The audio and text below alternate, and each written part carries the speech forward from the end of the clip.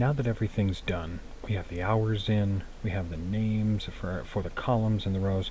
All we need to do is save the workbook. Saving's pretty straightforward, but the save menu looks a little bit different than it did back in versions 2010 and 2007 of Microsoft Office Excel. Take the sheet that we've been working with here. You'll notice that it's got the save button up in the corner. I've already saved this sheet, and when you click save up here, it's a quick save.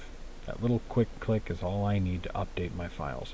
But if it's the first time you've saved, or if you need to save it under a different name or with a different file type, you're going to get save as.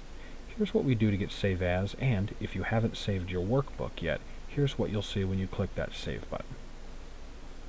When we click file, you'll see the save as option here.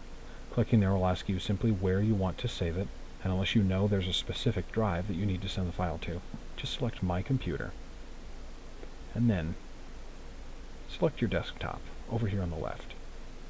Once you've selected your desktop, it's just a matter of naming the file type.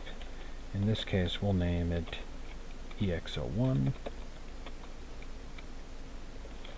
D05, weekend, hours, and then first initial last name. Now, in the book it actually has you enter first initial last name, but it's in square brackets. Don't be tempted to use square brackets, and here's why. Clicking save gives you this error.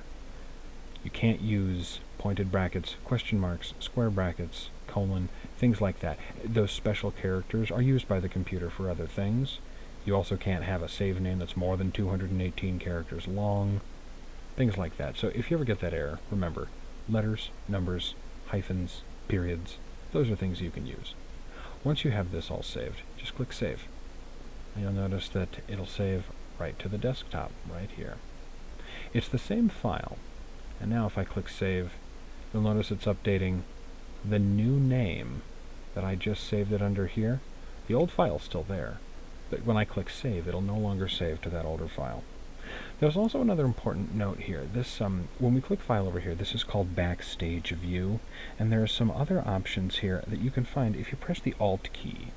If I press Alt, you'll notice that these letters show up. These letters will now give me a keyboard command for any of these. Say that I press S, it just did a quick save for me.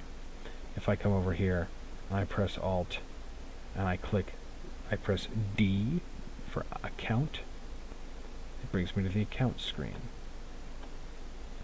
Press Alt and then press T for options. Here's the options screen.